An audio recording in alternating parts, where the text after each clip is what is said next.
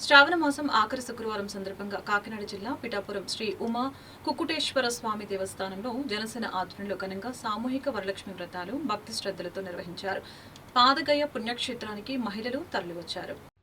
శాసనమండలి సభ్యుడు పవన్ కళ్యాణ్ సోదరుడు కొన్నిదల నాగబాబు సతీమణి పద్మజ సామూహిక వరలక్ష్మి వ్రత పూజల్లో పాల్గొన్నారు. అమ్మవారిని స్వామివారిని దర్శించుకుని ప్రత్యేక పూజలు నిర్వహించారు. పూజా కార్యక్రమం అనంతరం మహిళలకి చీర కుంకుమ కిట్లను పంపిణీ చేశారు. నియోజకవర్గ వ్యాప్తంగా 10,000 మంది మహిళలకి ఉప ముఖ్యమంత్రి పవన్ కళ్యాణ్ చీరలు పంపిణీ చేసినట్లు పార్టీ వర్గాలు వెల్లడించాయి. కార్యక్రమంలో జనసేన ఎమ్మెల్యే పంతం నానాజీ, మర్రెడ్డి శ్రీనివాసరెడ్డి తదితరులు ఉన్నారు.